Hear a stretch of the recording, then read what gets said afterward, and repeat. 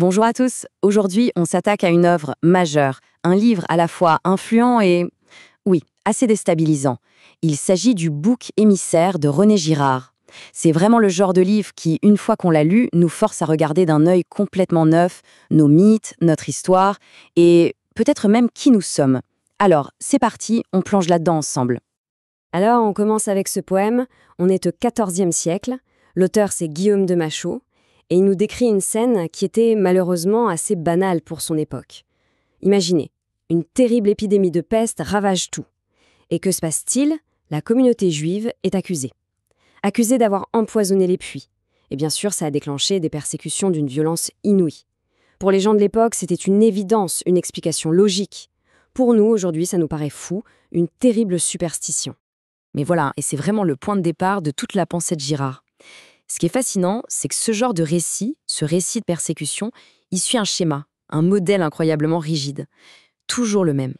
Et ce schéma, on ne le retrouve pas juste dans les chroniques historiques. Non, on le retrouve aussi au cœur de nos mythes les plus profonds, les plus anciens. Alors la question se pose, quel est ce lien mystérieux? Eh bien, regardons ça concrètement. D'un côté, on a le texte historique sur la persécution pendant la peste. De l'autre, prenons un mythe que tout le monde connaît, celui d'Œdipe. Et là, c'est frappant. La structure elle est identique. Dans les deux cas, on a quoi? Une crise sociale terrible, la peste. Dans les deux cas, une accusation de crime monstrueux.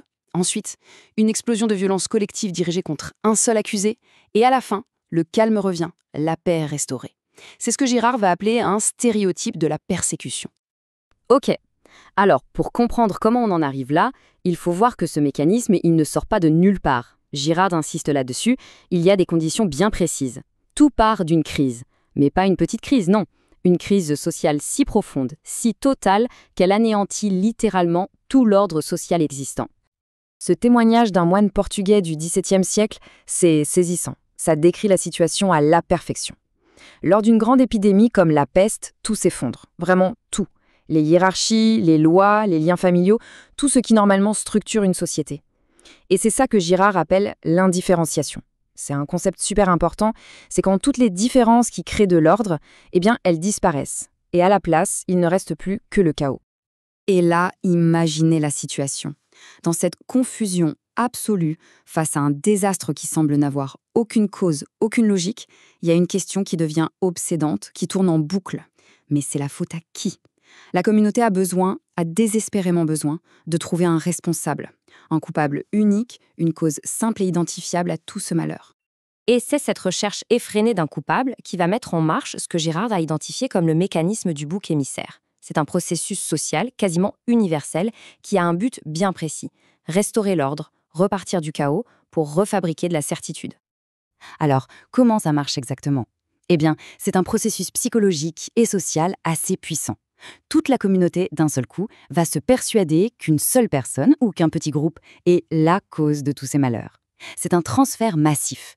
Toute la violence qui menaçait de faire exploser la société de l'intérieur est canalisée, projetée sur une seule cible. Et ce qui est absolument crucial de comprendre, c'est que cette victime, elle n'est jamais choisie complètement au hasard, non. Elle porte toujours ce que Girard appelle des signes victimaires. En gros, ce sont des traits qui la rendent différente de la majorité.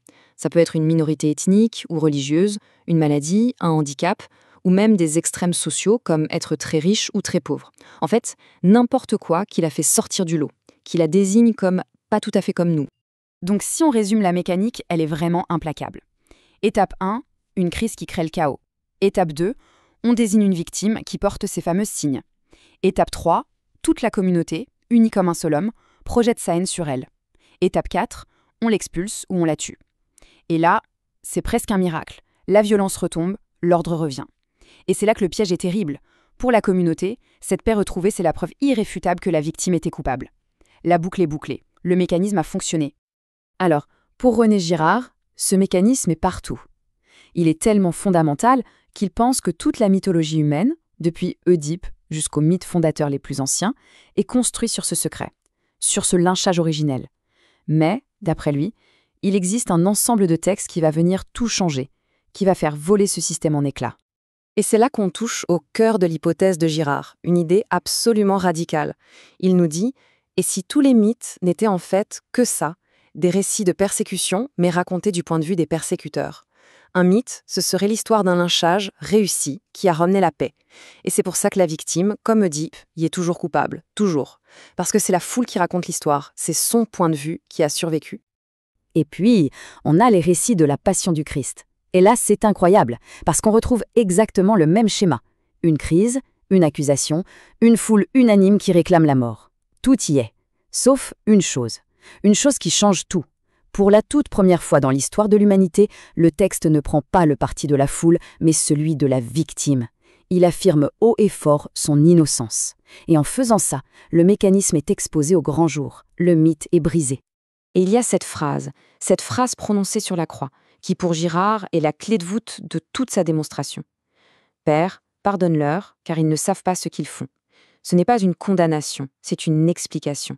C'est la phrase qui décrit le cœur même de la psychologie des persécuteurs. Ils ne savent pas ce qu'ils font. Tout est là.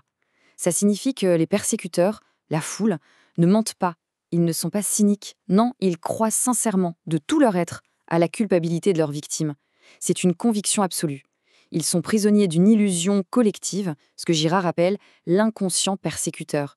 C'est une ignorance totale, une prison dont ils ne voient même pas les barreaux. La conséquence de tout ça, c'est que les évangiles dévoilent ce secret qui est au fondement de toutes les cultures humaines, notre tendance à construire notre ordre social sur le sacrifice d'innocents. Et une fois qu'un secret comme celui-là est révélé, il est impossible de revenir en arrière. On ne peut plus l'ignorer. Et Girard illustre cette nouvelle situation par un conflit entre deux grandes figures symboliques. D'un côté, il y a Satan. Il faut savoir qu'en hébreu, Satan signifie l'accusateur. C'est la voix de la foule, celui qui pointe du doigt, qui fabrique la culpabilité. Et de l'autre côté, il y a ce que les évangiles appellent le paraclète. En grec, paraclète veut dire l'avocat, le défenseur. C'est l'esprit de vérité qui vient défendre les victimes innocentes et exposer le mensonge des persécuteurs. En révélant cette méthode ancestrale pour créer de la paix par la violence, Girard nous place face à un défi absolument immense. Maintenant qu'on connaît le mécanisme, on ne peut plus vraiment l'utiliser en toute bonne conscience. La machine est démontée sous nos yeux. Mais alors, et c'est la grande question, si on ne peut plus s'unir contre un ennemi commun, contre un bouc émissaire, comment est-ce qu'on fait pour gérer nos propres rivalités, notre propre violence ? C'est la question vertigineuse et terriblement actuelle que le bouc émissaire nous laisse en héritage.